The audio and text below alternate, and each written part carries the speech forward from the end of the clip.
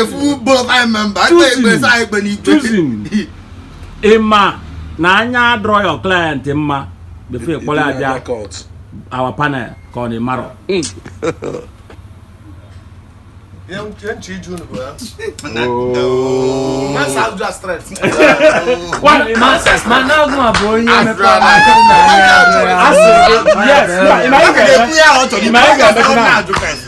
Now. Can you guess? Suzam yes, but with a reason. Or Suzam no, but with a reason. Choosing Mopo as a lawyer of choosing able.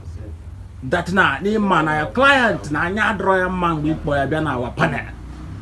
E ma ko ni Maro. May God not allow them to So kill you. you. Ọkụkọ akwa di ọkụkọ akwa go kwa o so ma ku hire ku Let me take you to this honorable member. Equally my client, equally my lawyer. On how to. Do you know, as an adult, I have many secrets on my own, which is based on money. Yeah? That was I had to say now I'm going to error. Oh yeah, well, going behind on Abia, but you are covering the reason of the error, which booted the act of more Ewa.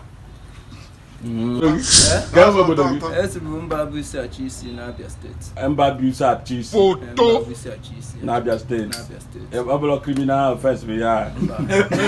Oh man. Government, I'm going to need a vision to vision. Oh man, yes, government On the cover. Okay. Okay.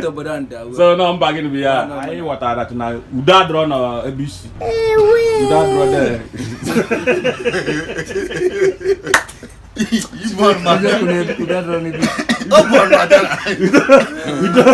Uda draw ABC. You are the going to choose. So I went decided I get you good.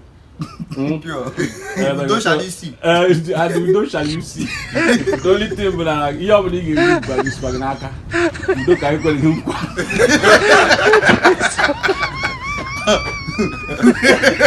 Okay, what's I need?